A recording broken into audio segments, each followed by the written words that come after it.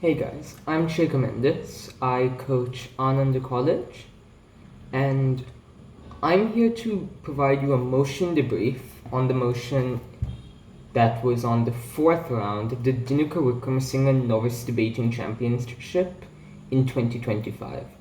The motion reads, assuming that the technology to do so existed, this house would progressively tax happiness and redistribute it. Okay, right. First of all, there are two main types of motions that debaters tend to struggle with. The overly specific, because that means we're going to have to do a lot of research and arguing about statistics, and the overly vague, which usually means that both teams are going to be arguing with each other on what this motion means and how they interpret it. So, in these sorts of motions, which we usually discuss as abstract motions, there are ones in which we discuss concepts like happiness or meaning in our lives. Stuff that just isn't easy to define and quantify within a normal debate. Even if you picked up a dictionary, opened it, and tried to look up the definition, it probably wouldn't help you that much. That's why, especially in these debates, it's important for you to define and use and apply a suitable context that will make it easier for both sides, and especially the judge, to understand the debate. In this debate, I found a lot of teams had a difficult time explaining and contextualizing what happiness really means.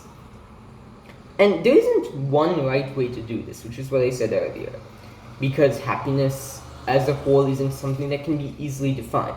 But there are some tips that you can use to make it easier to explain these things to the judge and make it easier for both teams to debate.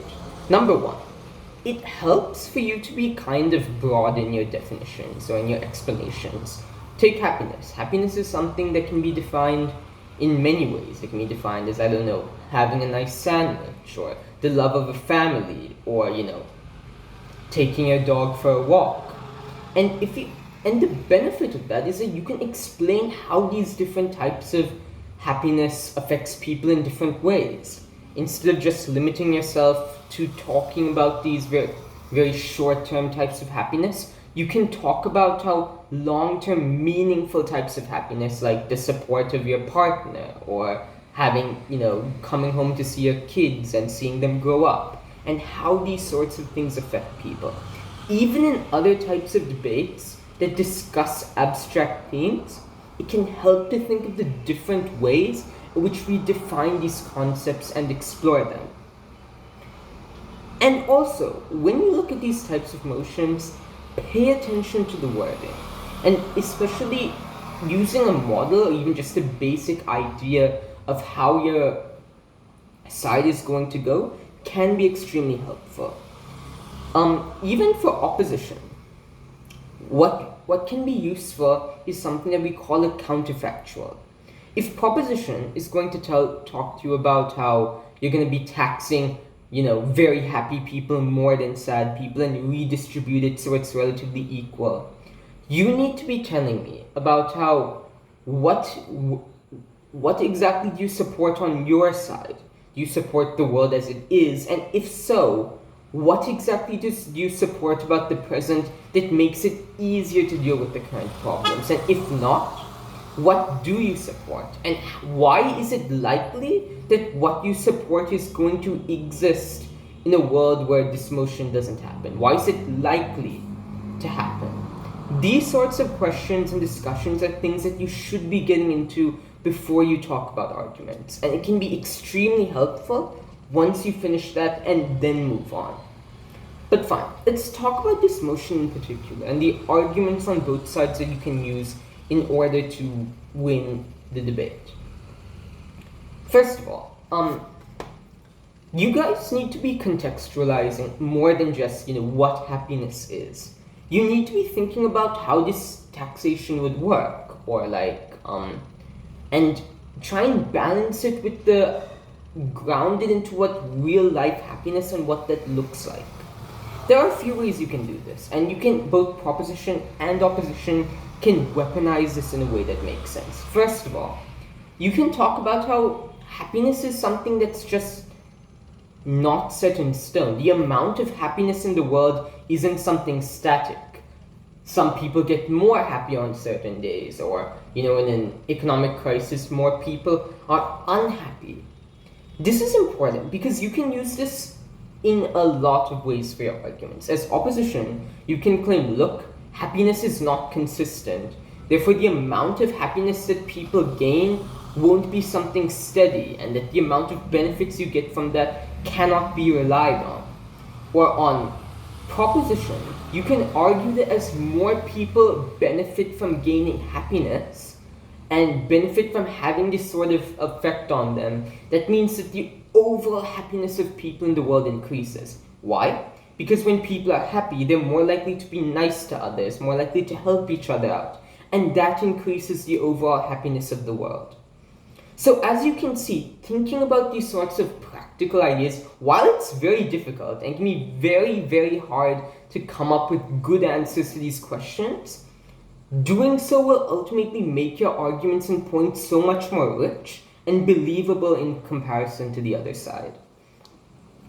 So another thing we can discuss is how exactly would people react to having their happiness being taken away from them? Would they be, some opposition can argue that people are more likely to rebel, or at least be extremely unhappy with the idea that the happiness that they earned is something that's going to be taken away from them. And even more importantly than that, you can just think about what exactly would happen if somebody just gets this happiness. What happens when they gain it? Especially when the sorts of problems that makes them unhappy in the first place, how exactly would just becoming extra happy relate to that? Would it be like a drug that just briefly makes you a little bit happier and then you move on with your life? And again, the best way to deal with these sorts of questions is to take them on both sides, right? Because opposition would probably be best suited to argue it's something like a drug. That once you take it for a few minutes, you just get some extra happiness every month. That because of the fact you're still unhappy based from other reasons, it's going to fade away after a while and it won't cause any permanent effect. Proposition can argue that just being a little happy every month due to that extra tax that's been redistributed, that can be enough to make people who are seriously depressed or unhappy give them the boost or the push that they need to make their lives better. But again, all of that is stuff that you need to be considering when you push forward your case. Okay, right. Let's move down into the basic arguments that we expect on both sides of the debate. Proposition. Proposition is main push, or the main context that you probably should be using, is that happiness is based on factors that you cannot control. It can be based on stuff as complicated as your brain chemistry, which is why some people are just more likely to be depressed based on pure genetics. It can be based on your environment, like, if you're poor or in a war zone, that stuff you cannot control is just more likely to make you unhappy. So that means that a lot of the people who are unhappy in this way might not be able to control ways in which they can make themselves more happy, and therefore it's more effective simply just to give them this happiness. On the flip side, on op's main push is that, a lot of people just become more unhappy due to their own choices, and therefore just making somebody happy through an injection or something just isn't going to be permanent, A, and B is just plain wrong. Because you're giving somebody something that they haven't earned. Because the idea is that happiness is something you can work on and improve by yourself, and therefore taking that away or giving it to somebody unearned is something inherently wrong. Opposition can also expand this into a principal argument, arguing that happiness is something that is uniquely yours, it's something that belongs to you, that you've earned, and therefore based on that alone, you have a right to own what you already have, and the government has no right to take that away from you. Okay, right. So, there are more arguments you can be pushing on both sides, ones in which you discuss how these people who get this sort of happiness, how do they interact with each other? How do they talk to each other, after they get this at the end of the month? You can compare it, for example, to real-life taxation, like with money. And that can be actually pretty useful, and it's something that can help you in general for other abstract motions. What are the real-life things that you can compare this to? This can be very helpful because, as we talked about earlier, these sorts of motions are vague. They cannot be explained properly because it's built around stuff that isn't very practical or based on the real world to begin with. So starting with something that is based in the real world and then moving on is just makes it so much easier for you to figure out how this would work in the case of the motion. For example, on either side, if you compare this taxation to real-life taxation, what are the main differences between these systems? Like if you want to redistribute, happiness equally, what would be the difference if you just used money to do that? And again, on both sides there are plenty of things you can argue. You can say on op that you can use money to build investments or, just make long-term changes to your life that are just more beneficial over time. And you can even use that to build up a counterfactual or counter model in which you explain that's just a better option overall. And on prop, you can argue that, that money isn't necessarily going to make you happy because there are so many other factors that can't be changed by money. Or B, that the taxation itself, or taxing people's money, is something that's going to permanently harm people, while happiness is something that is always essentially renewable. That once you lose happiness, if you're still in a happy environment, it's something that you can gain back and earn purely because of the circumstances you're involved in. So that the people who are always happy due to those factors are going to find a way to be happy anyway. There's a lot of ways that you can think about this motion. I'm not going to go out and say that there's one right way to make your case. But just in general, keep in mind, keep a broad idea. These sorts of motions, while they're hard, while they're actually very difficult to grapple with, their benefit is that you can be creative with them. You can come up with arguments and ideas that just simply wouldn't work in normal motions.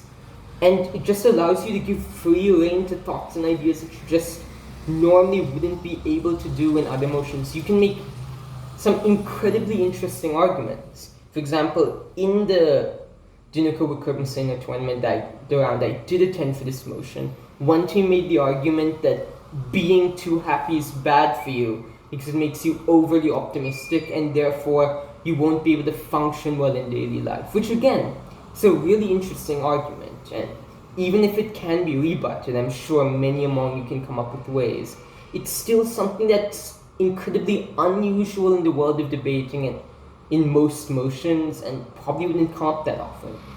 So guys, with these sorts of motions, just take the opportunity to spread your wings and be creative and come up with new ways to discuss and work these cases. Debating often comes along with the problem that after a while, most of the motions that you get start sounding the same. You're going to be coming up with the same arguments, the same pieces of analysis. Everything's going to feel pretty, samey. So take these motions as they come and, appreciate them. You're going to mess up. That's normal for unusual motions. But debating them and listening to those problems and how they work, they're some of the best ways to improve as a debater.